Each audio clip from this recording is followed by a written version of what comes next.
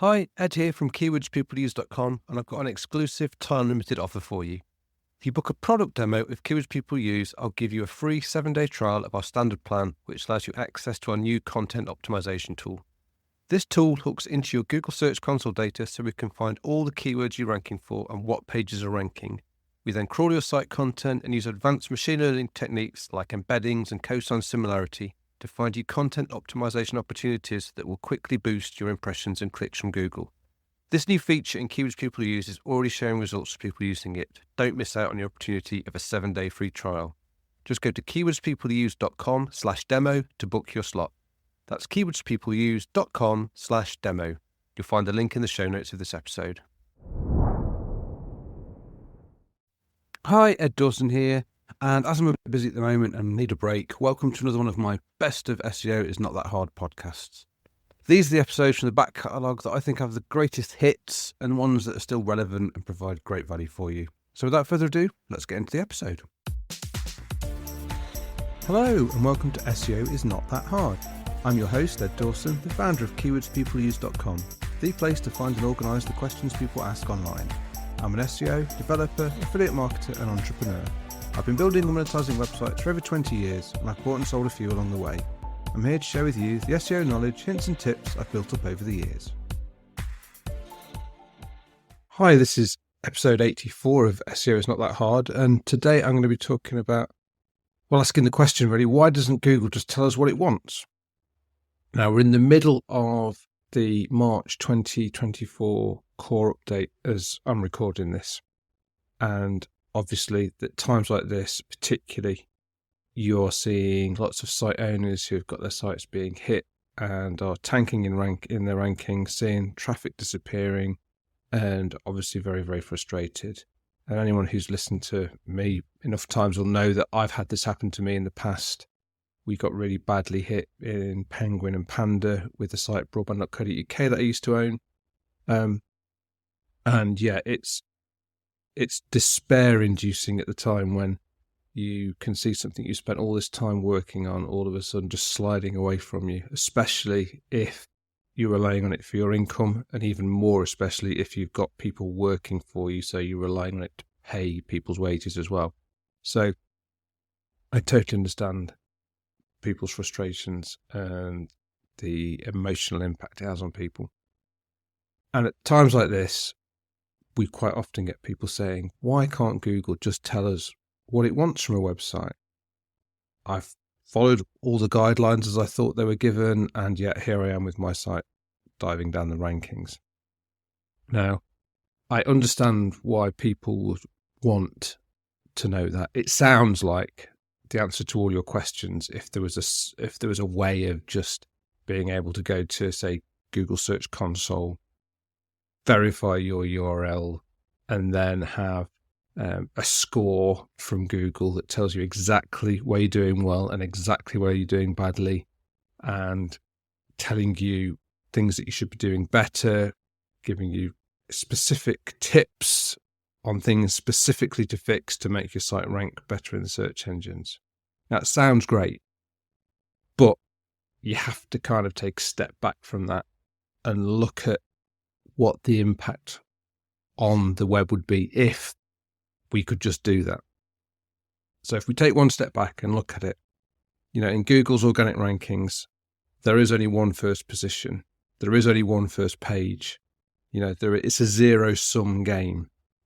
Only one site can be ranked at the top and every other position down from that. So it means that if Google gave a tool where you could just score yourself and then be told exactly what to do, then the only sites that would get to the top of the rankings would be the ones who are getting this information off Google. That's obviously a massive disadvantage to the vast majority of the sites online where there isn't anybody looking at SEO, because we kind of forget that we're in an SEO bubble sometimes. There's lots of people creating websites out there that don't pay any attention to SEO whatsoever. So while many do, the vast majority won't. And I don't think Google wants a world of websites that are just the over SEO'd ones. Now, I know some people believe in an over-optimization penalty or filter that can be put on your site. I don't particularly buy into that. I think if you've over-optimized penalties, those are ones where you've actually tend to have gone over the line in terms of doing things that are against Google's terms of service. I think within Google's terms of service, there's nothing that's really an over-optimization penalty, but people can argue that point. But if we had this situation where everyone who knew about Google Search Console could go there and be told exactly what to do with exact specific recommendations for their site, then yeah, we're going to be in a situation where those sites would all then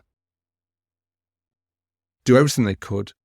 And then how does then Google be able to differentiate between all the different sites? If every site has optimized itself to the max that Google has suggested, then Google then has no way of differentiating between those sites. It would then have to find another metric that it then wouldn't want to tell you about. So while it sounds great in theory to have this just be told what to do, in practice would end up probably making the search results actually worse, because it would be a sort of spammer's gold mine if they knew that they could just test and be told by Google what is and isn't working where they hadn't gone over the line. Then they're just going to push. And it's just going to mean that the vast majority of sites which aren't dealt with by SEOs and aren't created by SEOs are never going to get a look in. So I think that's the reason why Google is never going to tell us exactly what it wants. And, reluctantly, I have to agree with them that I think if I was Google, and that's what you've always got to do, you've always got to put yourself in Google's shoes and say, well, I don't have to just think about what's good for me. Google have to think what's good for them and what's good for their users. And while it might not be good for us as site owners, and as I said, I have definitely been on the negative side of this, so I'm not trying to be an apologist for Google. I know how difficult it is, but I think it would be a worse situation if we were told exactly what we had to do. I think there are risks, obviously, as well, if they were to be very specific and offer this ability to be told exactly what to do. I think it'd stifle creativity. If there was just there's only one way to do it, then all of a sudden all sites would start to become very, very similar.